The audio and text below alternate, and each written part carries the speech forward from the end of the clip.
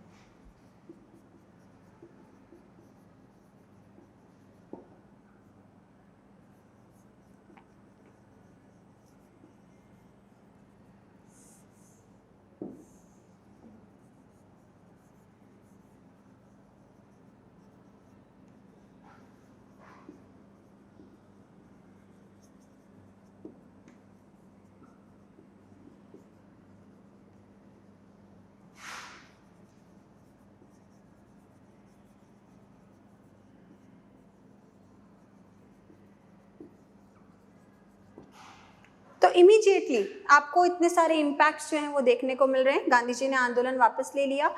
तो government of India act 1919 जो आया था उसके थ्रू इंडियन पॉलिटिकल पार्टीज को प्रपोज किया गया कि we are going to conduct a provincial election, मतलब जितने भी प्रोविंसेस भारत के अंदर मौजूद है वहाँ चुनाव कराए जाएंगे और अब की बार भारतीयों को मौका दिया जाएगा लेजिस्लेचर के लिए चुनाव में कॉन्टेस्ट करने का। अब ये एक बहुत अच्छा मौका था। कांग्रेस के जितने भी सीनियर लीडर्स थे उनको लग रहा था कि अगर हम इस टाइम पर चुनाव में हिस्सेदारी दिखाते हैं, वी विन द इलेक्शंस, तो हमें प्रॉपरली सरकार में आने का मौका मिलेगा। सरकार में आके हम अपनी बात और स्ट्रिक्टली स्ट्रांगली प्रेजेंट कर सकते हैं, अंग्रेजों के ऊपर दबाव बना सकते हैं। उनका मानना इस टाइम पे गलत नहीं था और जो सीनियर लीडर्स थे वो काफ़ी हद तक आंदोलन ना करके इलेक्शंस में पार्टिसिपेट करने के लिए अपना मन बना के बैठे हुए थे। जैसे यहाँ पर हमारे पास में एग्जाम्पल आता है CR दास और मोतीलाल नेहरू, ये जो इनफैक्ट सीनियर मोस्ट मेंबर्स रहे एक टाइम पर कांग्रेस के, इन्होंने खुद को कांग्रेस से तोड़ के अलग किया and they created their own party called the Swaraj party.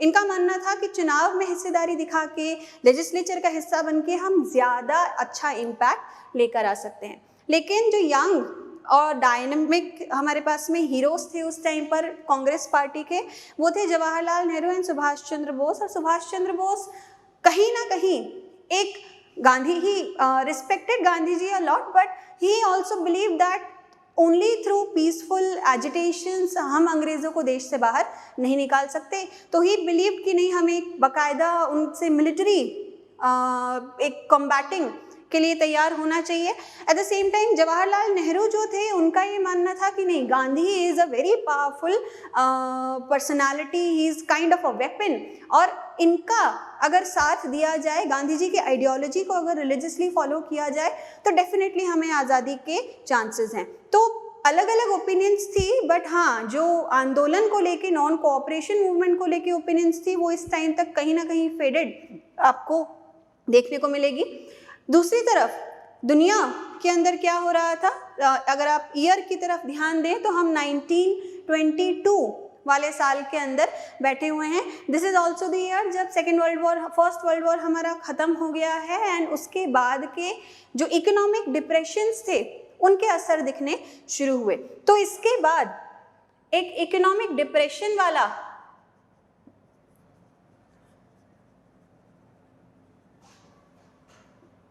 दौर देखने को मिलता है हमें, जो लेट 1920s में शुरू हो रहा है। यूरोप के अंदर अनाज की कमी हो गई, पैसे की कमी हो गई, आपके पास में रॉ मटेरियल के लिए पैसा नहीं है और सारी विदेशी ताकतों ने अपने सारे कर्जों को चुकाने के लिए, वॉर के नुकसान को निकालने के लिए अपनी कॉलोनीज को लूटना शुरू किया। अब कॉलोनीज को आपने लूटना शुरू किया है, इसका पूरा बर्डन एक आम व्यक्ति के ऊपर आना शुरू होता है और इस आम व्यक्ति, जिसमें किसान थे, मजदूर थे, हाथ के काम करने वाले कलाकार थे, इन लोगों के ऊपर पड़ना शुरू हुआ। एक्सट्रीम खाने की कमी होनी शुरू होती है, चीज़ों की रेट्स आसमान छूने शुरू हो जाते हैं और अंग्रेज़ों को भारतीयों की गरीबी से कोई लेना देना नहीं था। अंग्रेज़ों का इतना कोल्ड रिएक्शन और हमारी हालात के बिगड़ने का एक इमीडिएट असर ये होता है कि इंडिया के अंदर गुस्सा भरना शुरू होता है लेट 1920s के अंदर। कहीं ना कहीं ब्रिटिशर्स को भी रियलाइज़ तो हो ही रहा था कि एक सेंस ऑफ अग्रेशन डेवलप हो रहा है और ये जो सेंस ऑफ अग्रेशन है इसको हमें सूद करना पड़ेगा, ठंडा करना पड़ेगा। तो क्या क्या चीज़ें प्रपोज की जा सकती हैं इस टाइम पर, कैसे इनको कंट्रोल किया जा सकता है। So there were certain proposals जो इस टाइम पर प्रेजेंट किए गए। जैसे हम देखते हैं कि 1928 के अंदर सर जॉन साइमन की चेयरमैनशिप के अंदर एक 7 मेंबर टीम जो थी, कमीशन जो था, उसको इंडिया के अंदर भेजा गया। ठीक है, ये कमीशन किसी लिए भेजा गया था, इसका मकसद था कि if we are going to create a law book for the country, sort of a constitution for the country, then we need a experienced body to guide the Indians कि किस तरीके की constitution की हमें ज़रूरत है। बट अनफॉर्चुनेटली आपने Indians के लिए कॉन्स्टिट्यूशन बनाने के लिए टीम बनाई और आपने उस टीम के अंदर किसी इंडियन को रखा ही नहीं। इस डिलेमा को इंडियंस बर्दाश्त नहीं कर पाए कि आप इतनी बड़ी गलती कैसे कर सकते हैं। एंड साइमन कमीशन एक टोटल फेलियर था, इसको दरवाजे से ही लौटा दिया गया था। बाकायदा देश भर के अंदर इसके विरोध हुए और इस कमीशन को काम करने का मौका मिला ही नहीं। एक और इम्पॉर्टेंट इवेंट जो इस दौरान होता है वो ये कि लाला लाजपत राय जो साइमन कमीशन का विरोध कर रहे थे, उनको लाठियों की बहुत ज़्यादा चोटें लगती हैं एंड ही रिसीव मार्टरडम। उनकी डेथ से पूरा देश नाराज़ था और उन्होंने भी कहीं ना कहीं इस चीज़ को एक एग्जाम्पल सेट करने के लिए कहा कि भाई मेरी शरीर पर लगा चोट का हर एक निशान अंग्रेज़ों की सत्ता के ऊपर उनके जो उनका कॉफिन है उसमें कील का काम करेगा। तो ही sort of created that anger, he helped in building that anger। इस चीज़ को कहीं ना कहीं फिर से कंट्रोल करने के लिए एक वेग सा ऑफर आता है बाय लॉर्ड अर्विन। अक्टूबर 1929 के अंदर डोमिनियन स्टेटस हमें ऑफर किया जाता है।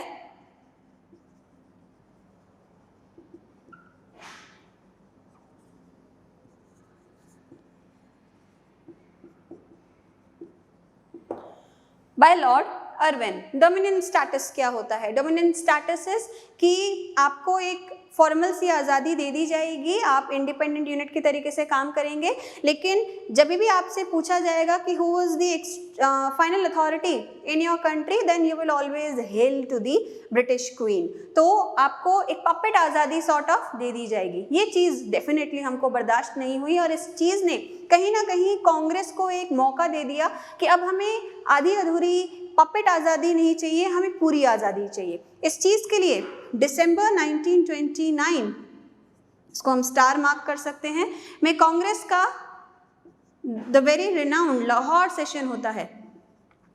रावी नदी के किनारे लाहौर में जवाहरलाल नेहरू ने कुछ प्रॉमिसेस, कुछ ओथ्स लिए, जैसे यहाँ पर पूर्ण स्वराज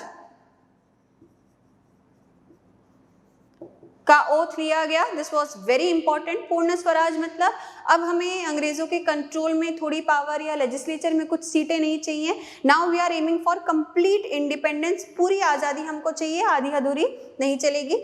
दूसरा, अगले साल 26 जनवरी की तारीख तय की गई to be celebrated as the Independence day.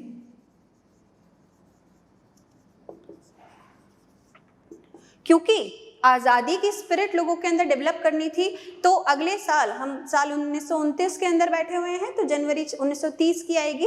ये तय किया गया कि अगले साल से की 26 तारीख से हम हर साल इस तारीख को एज एन इंडिपेंडेंस डे मनाएंगे। कुछ सालों तक ये एंथुसियाज्म मेंटेन भी रहा, बट आफ्टर दैट ये एंथुसियाज्म खत्म हो गया था, बिकॉज इंडिपेंडेंस डे सेलिब्रेट करना विदाउट एक्चुअली बीइंग इंडिपेंडेंट थोड़ा सा मुश्किल होता था लोगों के लिए इस चीज़ को एक्सेप्ट करना। लेकिन फिर भी ये तारीख यहाँ से आती है, जिसको बाद में जाके हम लोग एज रिपब्लिक डे सेलिब्रेट करेंगे। हमारे संविधान को इस तारीख के ऊपर इम्प्लीमेंट किया गया था देश के ऊपर। सो वी सॉ कि सिविल डिसोबीडियंस मूवमेंट के लिए एक ग्राउंड जो था यहाँ पे तैयार होना शुरू होता है। And eventually Gandhi ji Salt March से इस आंदोलन को लॉन्च करेंगे। So let's see salt march क्या था।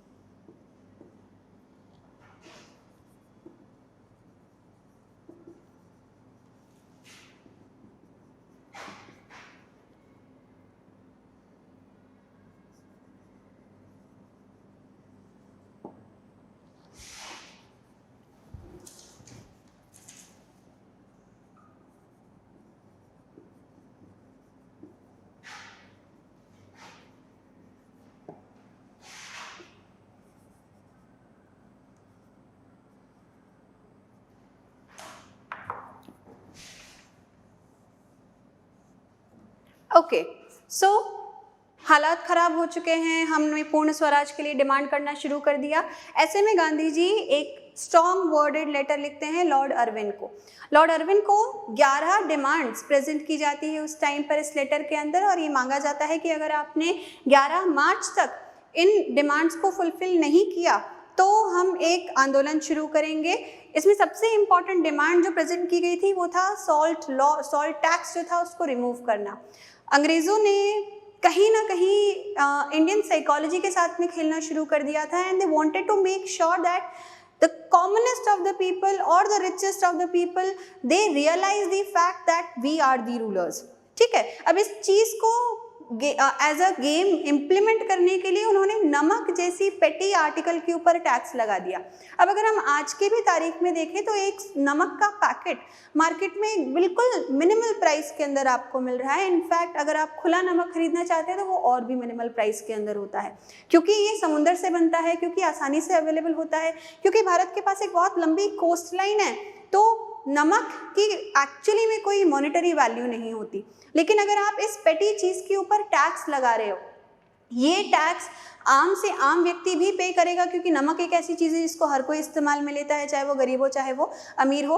तो टेक्निकली अंग्रेज़ों ने देश के हर व्यक्ति को टैक्स पॉकेट के अंदर ला दिया कि आपको हर चीज़ अपने इस्तेमाल की सबसे छोटी चीज़ भी हमको टैक्स पे करके लेनी पड़ेगी। तो ये कहीं ना कहीं एक बर्डन था over the poorest of the people, जिसके पास में खाने के लिए नमक ही हुआ करता था। तो गांधी जी ने डेडलाइन के साथ में लेटर लिखा, लॉर्ड अर्विन ने he did not pay any heed to this letter. Eventually 11 March को जब जवाब नहीं आया तो गांधी जी ने इसको अपने प्रॉमिस को फुलफिल किया, एंड उन्होंने साबरमती के अपने आश्रम से एक मार्च स्टार्ट किया अपने 78 फॉलोअर्स के साथ। क्योंकि वो पैदल मार्च कर रहे थे तो रास्ते में बहुत सारे लोग उनके साथ में जुड़ते चले गए। उन्होंने सब लोगों को बताया, समझाया कि क्या पर्पस है उनके इस मार्च का। इवेंचुअली 6 अप्रैल को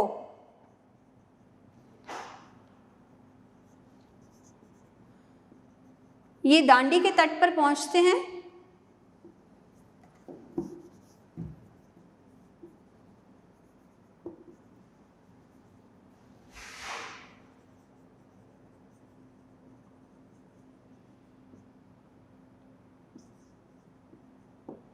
एंड सिंबॉलिकली थोड़ा सा सॉल्ट प्रोड्यूस करके नमक कानून को तोड़ते हैं, and officially civil disobedience movement की शुरुआत यहाँ से ली जाती है। सिविल डिसोबीडियंस मूवमेंट, इसको हिंदी में कहा जाता है सविनय अवज्ञा आंदोलन। अब यहाँ पर आप देखेंगे कि words, even in the intensity of the words has increased. अगर आप नॉन कोऑपरेट कर रहे थे, जो हमने फर्स्ट आंदोलन देखा था, तो non cooperation is something that can be done by even the least courages of the people, कि भाई मैं बहुत गरीब हूँ, लाचार हूँ, मैं कुछ नहीं कर सकती, लेकिन एक सिंपल सी चीज़ नॉन कोऑपरेट करना, किसी को असहयोग करना, इतना सा तो मैं कर सकती हूँ। ठीक है, तो फर्स्ट आंदोलन में गांधी जी ने सिर्फ इतनी सी उम्मीद लगाई थी कि आप सिर्फ असहयोग कर दीजिए अंग्रेजों को। दूसरा आंदोलन का नाम दिया गया है सिविल डिसओबीडियंस। यहाँ पर आप इंटेंशनली डिसओबे कर रहे हो सिविल मैनर में, but you are disobeying. Because you are disobeying that requires a little bit of guts, and because Gandhi ji knew that इस टाइम तक लोगों में गुस्सा है, people are actually wanting the British to leave our country, तो they he sort of jumped the level of the movement. अब गांधी जी का आंदोलन करने का तरीका सब लोगों को पता था ये सही। तो जैसे ही गांधी जी ने officially civil disobedience movement launch किया,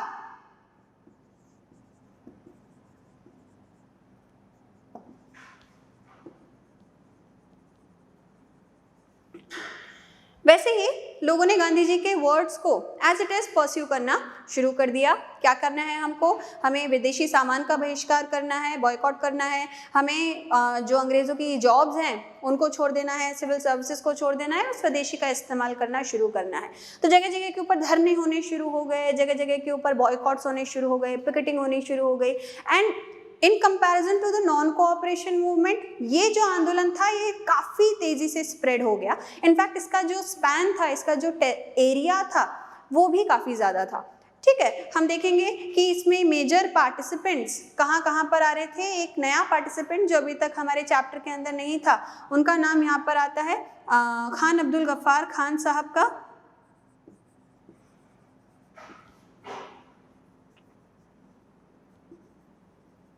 जिन्हें फ्रंटियर गांधी के नाम से जाना जाता है। He was a devout follower of Gandhi ji. और भारत का जो नॉर्थ वेस्ट टेरिटरी है, जो आज के समय पर पाकिस्तान और एडजॉइनिंग वाला एरिया आता है, उस जोन में आंदोलन को फैलाने का, चलाने का जिम्मा खान अब्दुल गफ्फार खान साहब को था। इनका डोमिनेंस इतना अच्छा, इनकी सपोर्टिंग ग्रुप इतना बड़ा था कि आंदोलन बहुत तेजी से नॉर्थ वेस्टर्न टेरिटरी के अंदर स्प्रेड होना शुरू होता है। डेफिनेटली अंग्रेज़ों को ये चीज़ें सुहा नहीं रही थी, उनको चाहिए था चीज़ों को जल्दी जल्दी कंट्रोल करें। तो व्हाट दे डिड वाज कि पेशावर वाले इलाके से इनको अरेस्ट कर लिया जाता है। जैसे ही इन्हें अरेस्ट किया गया, लोगों में हड़कंप मच गया बुरी तरीके से कि आपने हमारे नेता को कैसे अरेस्ट कर लिया एंड एवरीथिंग। और जगह जगह के ऊपर जो मारकाट थी वो मचनी शुरू हो गई। Then Gandhi ji was even arrested.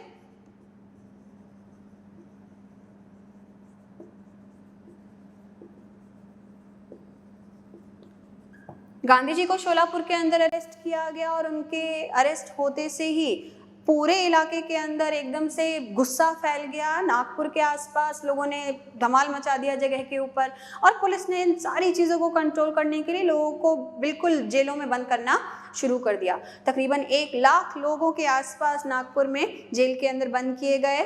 Violence witness किया गया। गांधी जी को ये चीज़ पसंद नहीं आई और गांधी जी ने इस आंदोलन को हॉल्ट कर दिया इस मोमेंट के ऊपर। जैसे ही थोड़ा सा पेस आंदोलन का ठंडा पड़ता हुआ दिखा, the British played their card. यहाँ पर लॉर्ड अर्विन, जिनको पहले लेटर लिखा गया था, जिनको एक डेडलाइन दी गई थी और उन्होंने कोई इसके ऊपर ध्यान नहीं दिया था, उन्होंने अब गांधी जी को इनवाइट किया कि आप आएँ, हम आपसे बातचीत करना चाहते हैं। ठीक है, सो अब गांधी जी पहुँचते हैं इंग्लैंड और लॉर्ड अर्विन से बातचीत का एक दौर देखा जाएगा। So on 5th of March 1931, Gandhi Irwin pact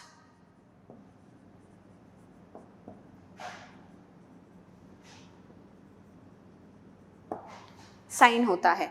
Gandhi Irwin pact मतलब जो डिमांड्स थी 11 गांधी जी की, उन सबको मान लिया जाता है।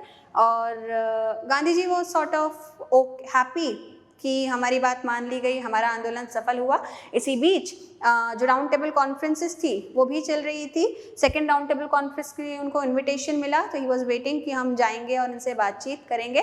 सेकेंड राउंड टेबल कॉन्फ्रेंस के अंदर गए, लेकिन वो भी एक फेलियर थी, उसका कुछ कॉन्सिक्वेंस जो था वो नहीं निकल के आया।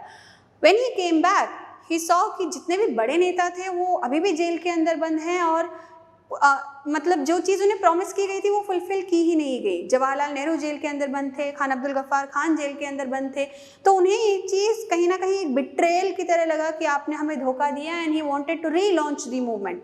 So he relaunched the movement, but the second time when he relaunched the movement could not pick up that much of pace, क्योंकि लोग परेशान हो रहे थे और जब आंदोलन का कोई नतीजा नहीं निकल रहा तो लोगों का एक एंथू जो था उसमें पार्टिसिपेट करने का वो कम हो गया।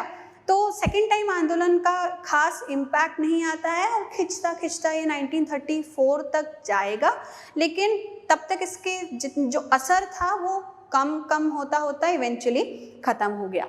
अच्छा, इस बीच में एक घटना और हो रही है। हमारे पास में जो क्रांतिकारी थे वो एंटर होते हैं। यहाँ पर Hindustan socialist Republican army, let me right this down, HSRA,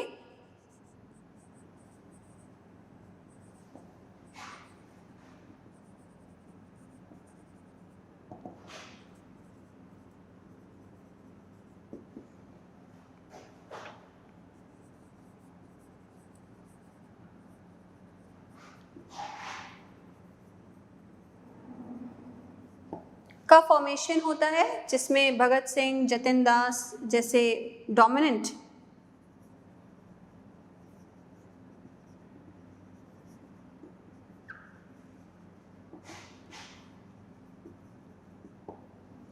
leaders देखने को मिलते हैं। इनका मकसद था कि सिर्फ अहिंसात्मक तरीके से आप आंदोलन करेंगे तो आज़ादी मिलना बहुत बहुत मुश्किल है। एंड ये लोग यंग कॉलेज स्टूडेंट्स थे जिनका मानना था, who have come actually read a lot about the revolutions which occurred in Europe। अब इन्होंने ये चीज़ें इम्प्लीमेंट करने का सोचा कि अगर यूरोप के देश खुद के टेरिटरी में आंदोलन चला के राजाओं को हटा सकते हैं, खुद की गवर्नमेंट का फॉर्मेशन कर सकते हैं, तो हम क्यों नहीं कर सकते हैं। तो they wanted to make a very strong political statement. 1929 April के अंदर लेजिस्लेटिव असेंबली के अंदर नेताओं को जगाने के लिए, उनको अपनी बात सुनाने के लिए धुएं का बॉम्ब फेंका जाता है, जिसका रिजल्ट ये निकलता है कि भगत सिंह, जतिन दास वगैरह अरेस्ट हो जाते हैं और उनके ऊपर एक केस चलता है। इनका मकसद था कि अगर हम पे केस चलेगा, हमारी बात जनता तक पहुंचेगी और जनता के अंदर वो एंगर जो हम में है वो बिल्ड होना शुरू होगा।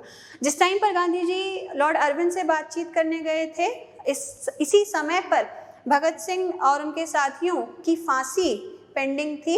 इनकी 24 मार्च की तारीख तय की गई थी फांसी की इन द सेम ईयर। लेकिन जैसे ही इनके सपोर्ट को बढ़ता हुआ ब्रिटिशर्स ने देखा तो पैनिक में आके 23 मार्च को उन्हें हैप्पीजार्ड तरीके से एग्जीक्यूट कर दिया गया था, फांसी दे दी गई थी और वो भगत सिंह, सुखदेव और राजगुरु शहीदी को प्राप्त हुए। एक बहुत यंग एज के अंदर उन्होंने अपनी लाइफ देश के लिए कुर्बान की थी।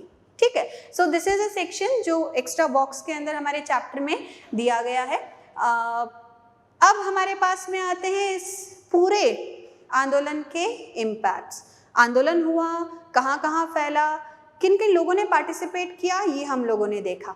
लेकिन जैसा हमने नॉन कोऑपरेशन मूवमेंट में देखा था कि उसके असली ज़मीनी हालात क्या थे, वो अपन CDM के अंदर भी देखते हैं कि एक्चुअली में इसके ज़मीनी हालात क्या थे।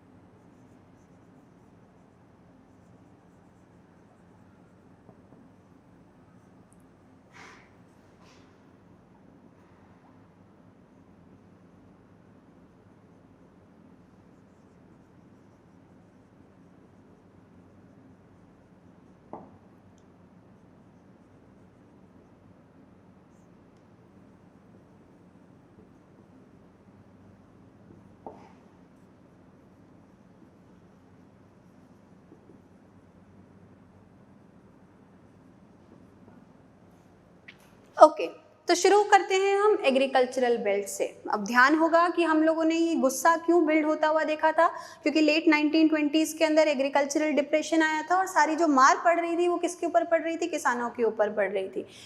बड़ा किसान, बड़ा ज़मींदार जो बैठा होगा वो डेफिनेटली खूब सारी ज़मीन लेके बैठा हुआ है और जो ज़्यादा रेवेन्यू है वो भी बड़ा ज़मींदार ही पे कर रहा है, सबसे ज़्यादा बर्डन भी उनके ऊपर पड़ रहा था।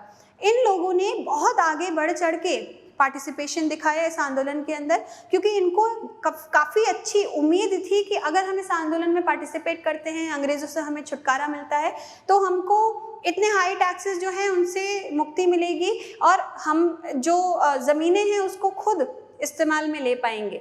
मेन जो पार्टिसिपेंट्स थे वो गुजरात के जाट्स थे, यूपी के जाट्स थे, गुजरात के पाटीदार्स थे और इन्होंने ना सिर्फ खुद पार्टिसिपेट किया, इन्होंने बहुत सारे और बड़े किसानों को भी अपने आंदोलन के साथ में जोड़ा।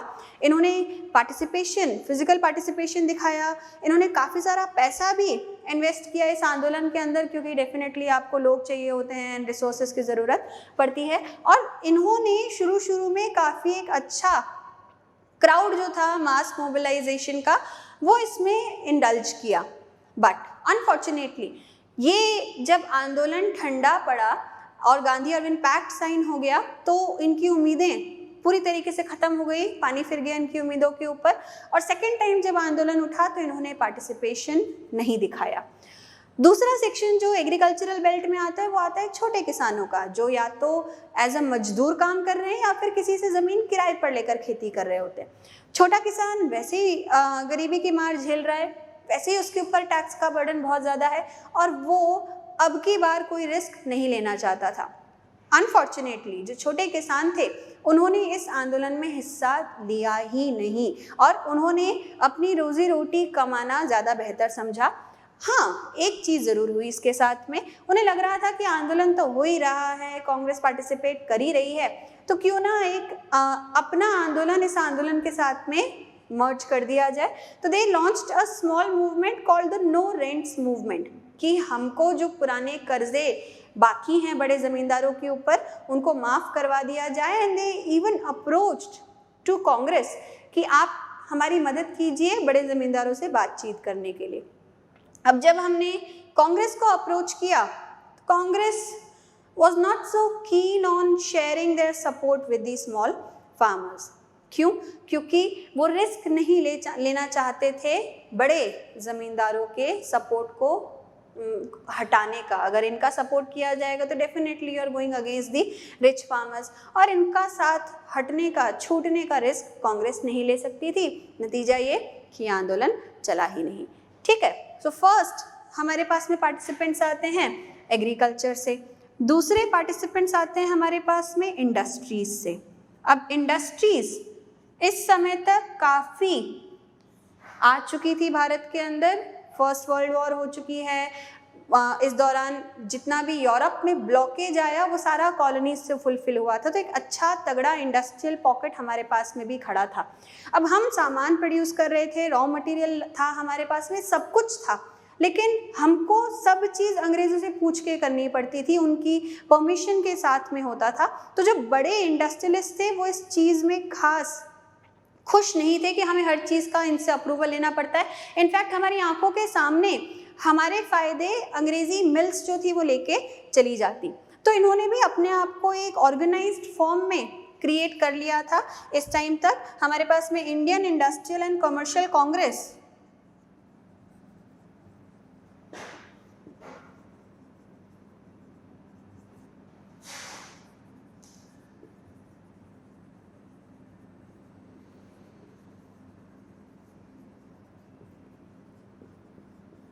का फॉर्मेशन होता है 1920 में, और FICCI, this is federation of Indian chambers of commerce and industries.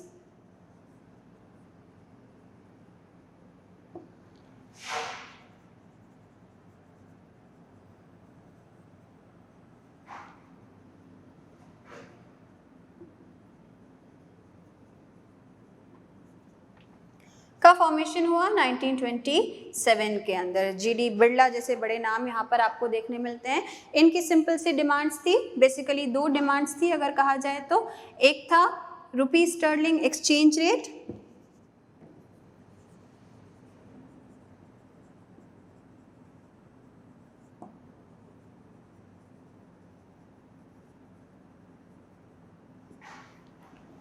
And control on imports.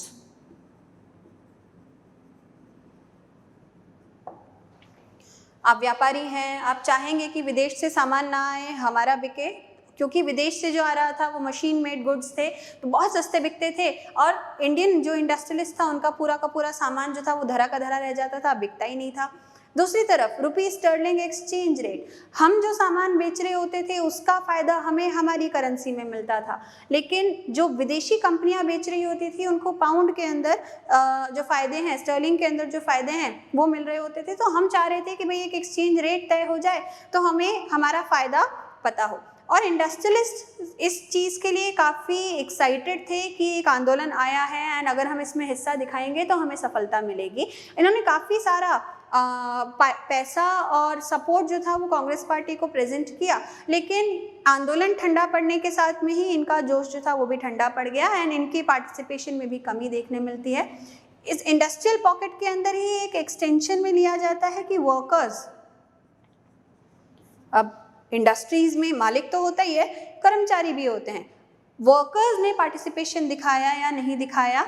तो आंसर होगा नो, दे डिड नॉट।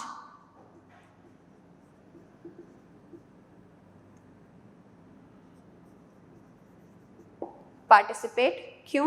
क्योंकि दिहाड़ी मजदूर है, आऊँगा काम करूँगा तो पैसा है, नहीं करूँगा तो पैसा नहीं है, और आंदोलन करके मालिक से दुश्मनी मोल लेने का रिस्क ये नहीं ले सकते थे। नागपुर के आसपास कुछ इलाकों में छुटपुट इन लोगों का सपोर्ट ज़रूर देखने मिलता है, but on a larger scale ऐसा कुछ भी नहीं हुआ। और तीसरा सबसे बड़ा सेक्शन जो हमारे पास में इसका आता है वो आता है विमेन।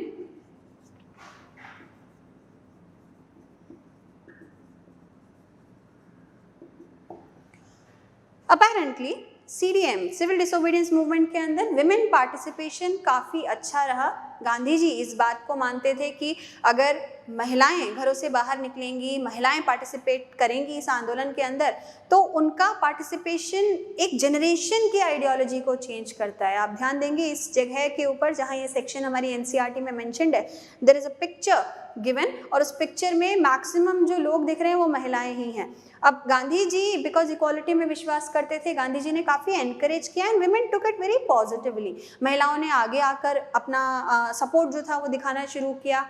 विदेशी कपड़ा त्याग कर उन्होंने खादी एक्सेप्ट कर लिया, खादी की साड़ियाँ उन्होंने पहननी शुरू कर दी। उन्होंने अपने बच्चों को एनकरेज करना शुरू कर दिया कि आप भी इस आंदोलन के अंदर हिस्सेदारी दिखाएं। लेकिन जितने कीन गांधी जी थे, जितना एनर्जेटिक गांधी जी थे सबके पार्टिसिपेशन को लेके, सब उतने एनर्जेटिक नहीं थे। कई बड़े और कन्वेंशनल ग्रुप्स को ये लग रहा था कि अगर हमारे परिवारों की महिलाएं घरों से बाहर निकलेंगी, लाठियां खाएंगी, सड़कों के ऊपर धरने देंगी, तो ये उनको शोभा नहीं देता। तो वो काफ़ी गांधी जी को तो सपोर्ट करते थे, लेकिन गांधी जी की हर बात को सपोर्ट नहीं करते थे और उनकी तरफ से पार्टिसिपेशन या फिर even giving any important post to the female members of Congress, ये एक बहुत दूर की बात थी उस समय को लेकर। उनको रोल अच्छा प्ले किया जा रहा था, बट उनको कोई इंपॉर्टेंट पोजीशन जो थी वो यहाँ पे नहीं दी जा रही। सो बाय दिस सेक्शन हम लोगों ने देखा कि सिविल डिसोबीडियंस मूवमेंट बिल्ड हुआ, उसके क्या क्या ब्रांचेस आए, उसके क्या क्या ऑन ग्राउंड इम्पैक्ट्स पड़े। अब अगले लेक्चर के अंदर हम इसकी लिमिटेशंस देखेंगे। लिमिटेशंस मतलब ऐसे कौन से ग्रुप्स थे जो पार्टिसिपेट चाह कर भी नहीं कर रहे थे, और अगर वो पार्टिसिपेट नहीं कर रहे थे तो उसकी वजह से ये आंदोलन कितना सीमित होकर रह गया, and how the non cooperation movement and the civil disobedience movement helped in creation of the sense of collective belongingness in the hearts of India. ठीक है, so that's all for today, thank you.